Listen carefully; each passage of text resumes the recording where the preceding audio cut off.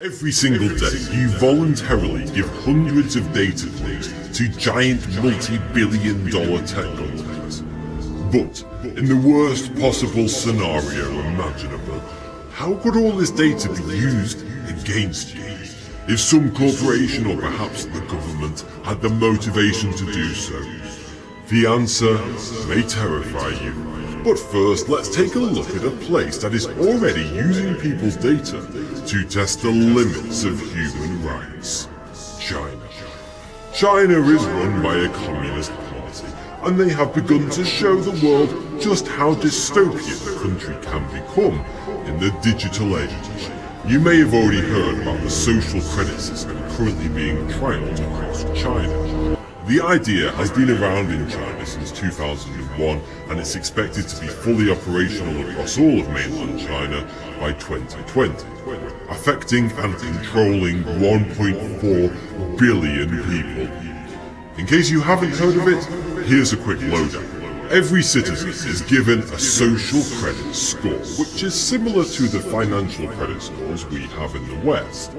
It ranges from 350 to 950. Citizens can increase their social credit score by doing good deeds such as reporting crimes, giving blood, and carrying out heroic acts, whatever the hell that means.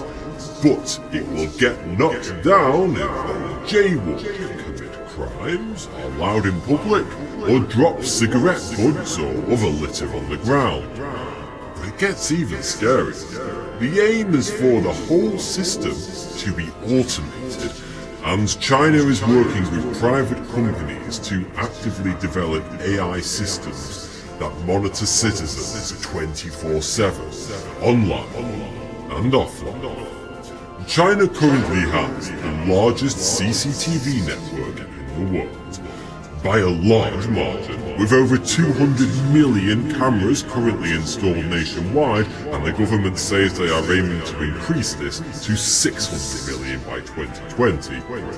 But China's CCTV system has a disturbing difference.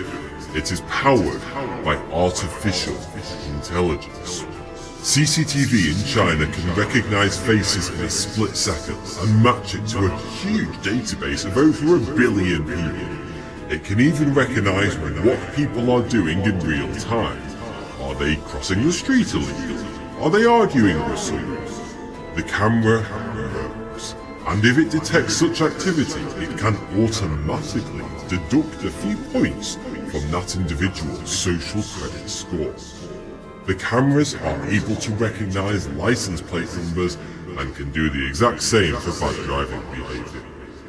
The social credit system is also heavily entangled with Chinese payment processors such as Alipay, who have helped the government to develop algorithms that can automatically adjust an individual's social credit score based on their spending behavior. For example, if someone regularly purchases beer, that could indicate they are an addict, and so points will be deducted. Points are also deducted for purchasing too many video games. Whereas if a woman purchases diapers, it, according to the government, is indicative of a responsible personality, and so their social credit score will receive an automatic boost. And if an individual marries someone with a lower social credit score than themselves, it will pull theirs down with it.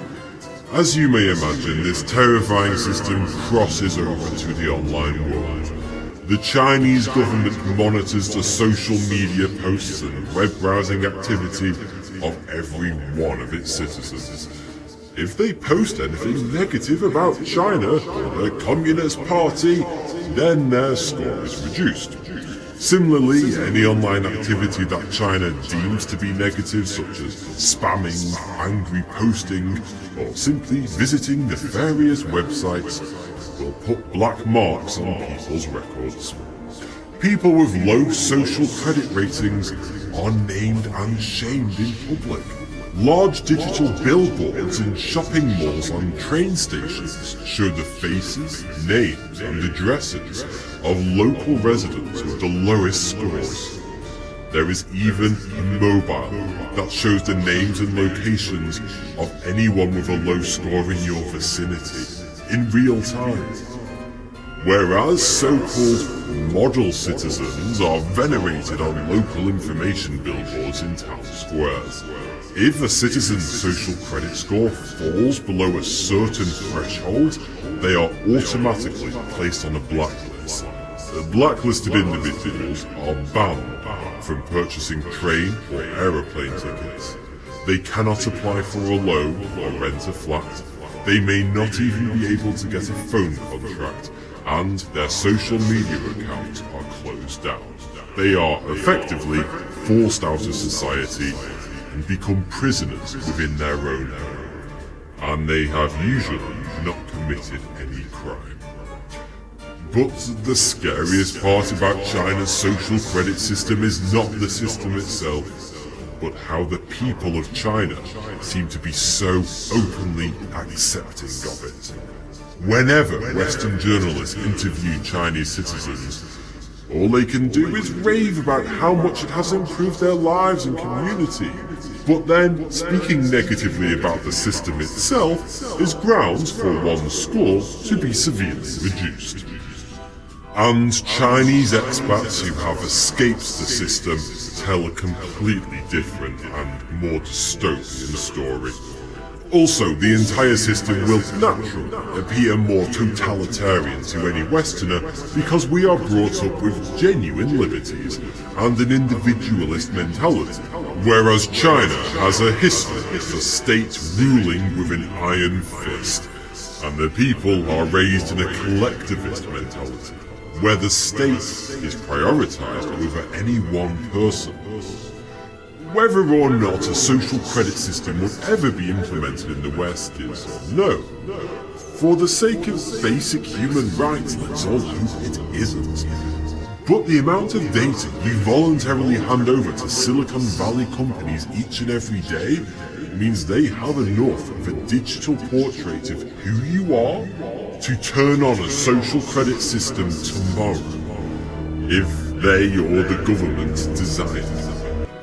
Google knows your movements, what you search for, and what kind of videos you like to watch. Facebook knows who your friends and family are, the websites you visit, your likes and dislikes, your hopes and fears.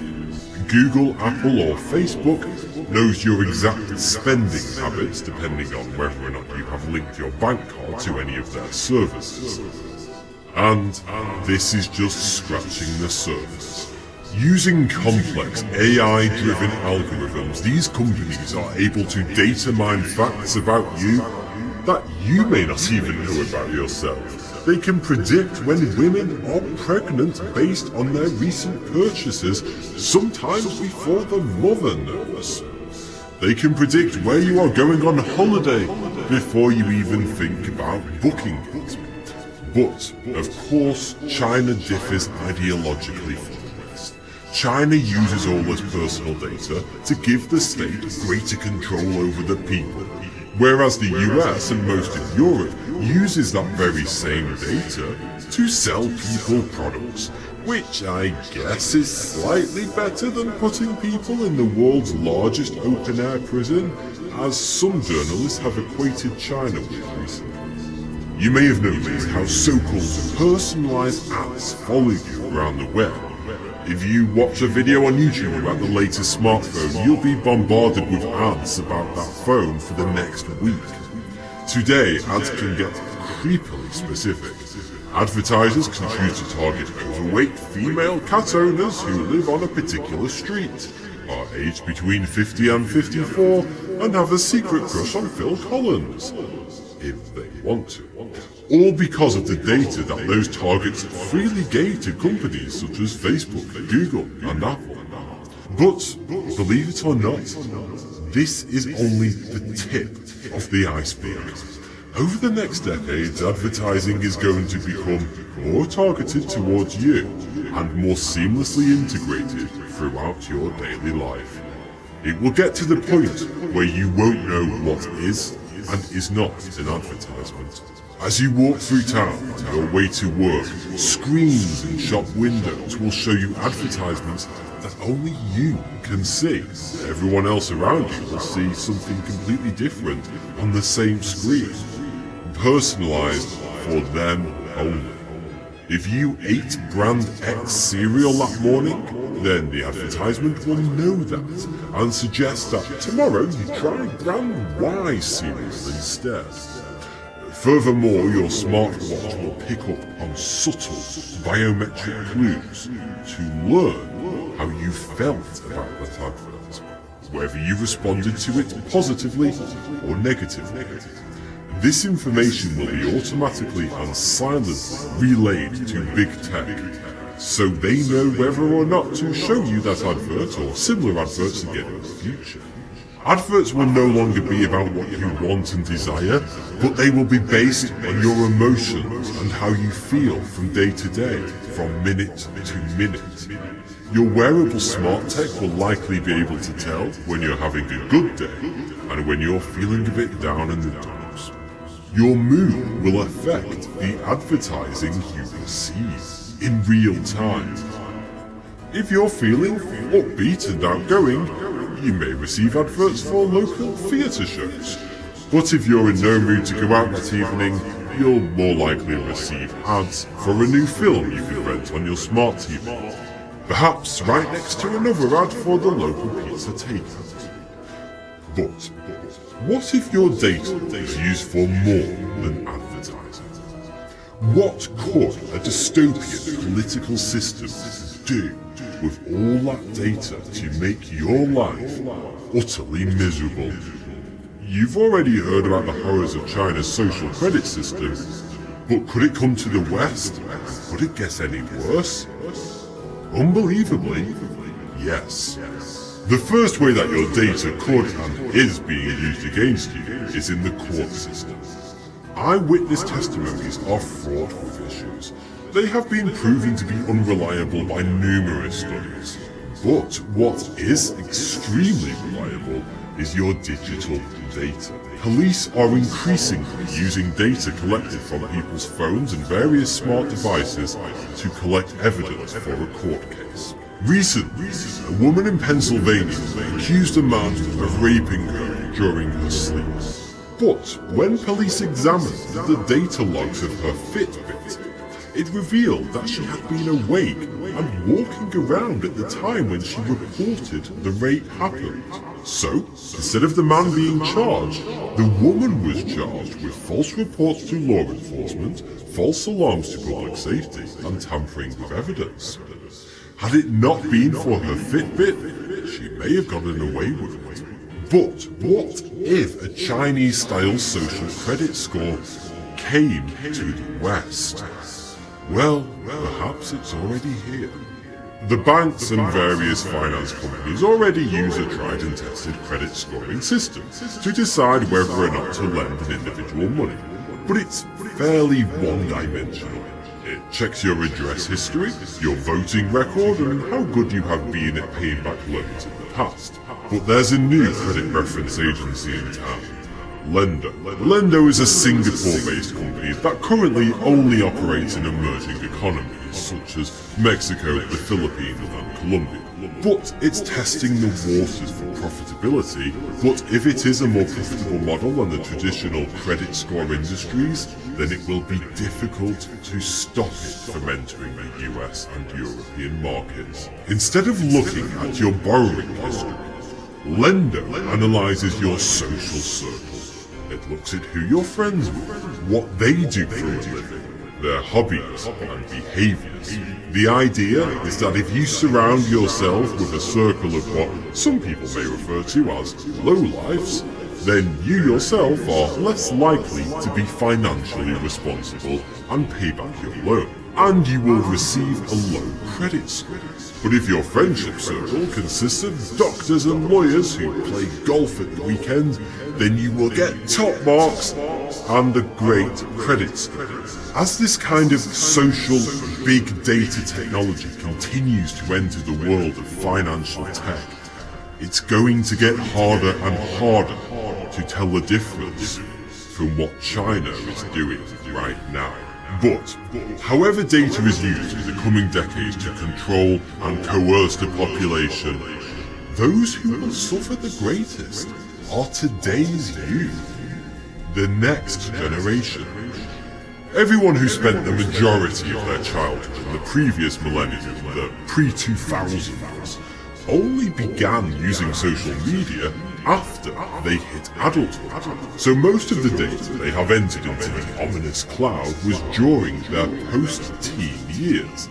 And that's a big deal, because the vast majority of data never disappears.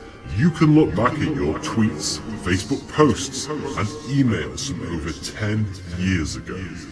Even if you delete your accounts, they usually remain on a server somewhere in the world, always lurking in the background of your life. The age at which you began posting online makes all the difference to how much your data can be used against you.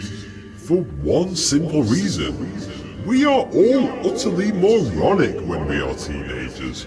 When you're 13 or 15, you think you know everything, and each and every social media post you make is a masterpiece for the masses. And then you reach your 20s, look back at all those posts, and painfully cringe at your former self. And now social media and the internet has become such an intrinsic part of society that it's almost impossible for a child to grow up without being somewhat immersed in it.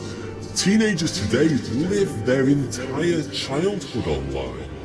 Every notion, conversation, and movement they make from child to young adult and beyond is logged in the data sphere for eternity. So, unlike the previous generation, today's youth will grow up with an encyclopedia's worth of embarrassing and damning material that they or anyone else can look back on with a simple internet search. This will and is already being used against them. They may already be tainted for life. Some health insurance companies are reportedly looking back at the entire history of people's social media to check if they have ever posted about or alluded to mental health issues. And even if they made one negative tweet 10 years ago about their mental state, they could be refused health insurance or charged a hefty premium. Research has revealed that at least 70% of employers use social media to screen job candidates. You could be refused a job simply because you made a post that could have been construed as racist when you were 14, even though that person was a mere shadow of the person you are now as an adult. And the scariest part is that this screening process has become completely automated using AI. It's happening right now. A handful of startups have developed such algorithms and already have services online that employers can use to do a comprehensive social background check on anyone, simply by typing in their name. The report will even include a computer-generated trust score. Now, doesn't that just remind you of China's social credit score? All this just scratches the surface of what is possible using your data, and it's only going to get more intense and more controlling as algorithms improve and data treasure troves grow deeper over the coming years. It has been said that data is the new oil, and I can easily believe that.